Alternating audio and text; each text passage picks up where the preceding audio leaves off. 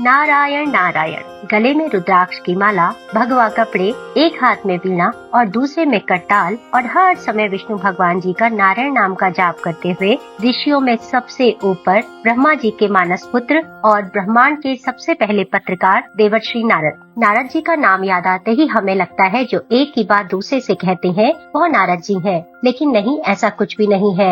उनकी छवि किसी देवता से कम नहीं है। नारद मुनि तीनों लोकों में घूमते रहते हैं, लेकिन क्यों? इसके पीछे एक शाप है राजा दक्ष का। भगवत पुराण के 6 सर्ग में प्रजापति दक्ष ने धरती पर इंसानों की संख्या को बढ़ाने के लिए अपने 1000 पुत्रों को जगह जगह भेजा, लेकिन हरियासों को एक विष्णु घाट के किनारे भेजा ताकि योग माया से वो इंसानों की उत्पत्ति कर सके। लेकिन इस कार्य में रुकावट बने नारद जी। उन्होंने कहा, तपस्या के जरिए आत्मज्ञान मिल सकता है, भगवान की प्राप्ति हो सकती है। यह सुन हरियासों ने मनुष्य की संख्या बढ़ाने का कार्य छोड़ दिया और परम सत्य की खोज में चले गए, फिर कभी वापस नहीं आए। प्रजापति को जब नारद जी ने यह बताया तो वह बहुत दुखी हुए। वह नहीं चाहते थे कि सृष्टि की उत्पत्ति का कार्य रुके और प्रजापति ने फिर से अपने 1000 पुत्रों को यही काम पे लगा दिया, लेकिन नारद जी ने फिर से उन्हें भगवत मार्ग दिखा दिया। इस पर प्रजापति बहुत क्रोधित हुए। क्रोध के आवेश में उन्होंने नारद जी को श्राप दिया कि वो कभी एक जगह नहीं टिक पाएंगे, अपना घर नहीं बसा पाएंगे, और इसी कारण देव ऋषि नारद पूरे संसार में एक जगह से दूसरी जगह घूमते रहते हैं। ऐसे ही एक बार नारद मुनि कंस के दरबार में पहुँचे, जो श्री कृष्ण के मामा जी थे। जब भविष्यवाणी हुई थी कि देवकी की 8वीं संतान द्वारा कंस का वध होगा, तो कंस ने देवकी और वासुदेव को कारागार में डाल दिया था, लेकिन वासुदेव ने कंस से आग्रह किया वह उनकी बाकी संतानों को न मारे, क्योंकि उनसे उन्हें कोई भी डर नहीं है। तो कंस मान गया, लेकिन नारद जी ने कंस को समझाया कि देवों की माया बहुत बलशाली होती है, हो सकता है देवीय बालक दूसरा या तीसरा भी हो। इस पर कंस बहुत ज्यादा डर गया और उन्होंने एक एक कर सारी संतानों को मारना शुरू कर दिया था। लेकिन नारद जी तो धर्म का प्रतीक है, वह मासूम बच्चों की हत्या करवाकर इतना बड़ा अपराध कैसे कर सकते हैं? दरअसल ये बच्चे पिछले जन्म में महर्षि मारीच के पुत्र थे। उन्हें ब्रह्मा जी ने श्राप दिया था और कहा था कि जन्म लेते ही वह कंस के हाथों मारे जाएंगे, और यह कार्य का दायित्व दिया था नारद जी को, ताकि वह श्राप को सच करवा सके।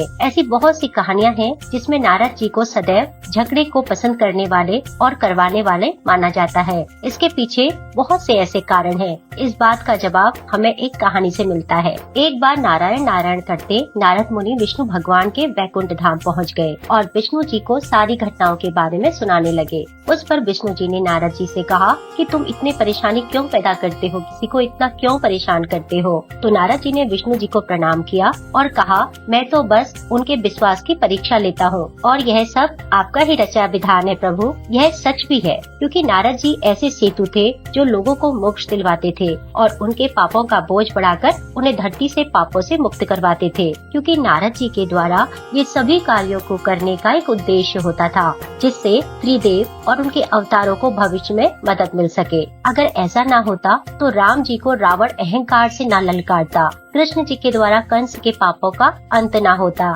मारीच के पुत्रों को मुक्ति ना मिलती। नारद जी का हर कदम आने वाली घटनाओं के लिए अहम भूमिका निभाता है। इन सब के पीछे बुरी भावना नहीं, बल्कि होता है प्रभु की भक्ति। इसीलिए इस युग में नारद जी के महत्व को माना गया है। नारद पुराण, नारद संहिता, नारद भक्ति सूत्र भी उन्होंने ही लिखी है। बात करते हैं नारद जी के जन्म की। नारद जी का जन्म ब्रह्मा जी के घर पे ही क्यों हुआ? दरअसल नारद जी पिछले जन्म में अपवरण नाम के एक गंधर्व थे। उन्हें अपने रूप पर बहुत ज्यादा घमंड था। वह ईश्वर की भक्ति में विश्वास नहीं रखते थे और अपने रूप का बखान ही करते रहते थे। ब्रह्मा जी से उन्हें श्राप मिला, उनका जन्म एक शूद्र कुल में होगा, और फिर अपवरण का जन्म एक शूद्र कुल में हुआ था। उनका नाम नंद था, जो बचपन से ही अपने पिता को खो चुके थे। नंद बचपन में संतों ब्राह्मणों के बीच रहा करते थे, जिसके कारण उनका मन बहुत ज्यादा पवित्र हो गया था। ऋषियों ने उन्हें भगवान नाम जपने को कहा और उन्होंने वृक्ष के नीचे कठोर तप किया और नए जन्म में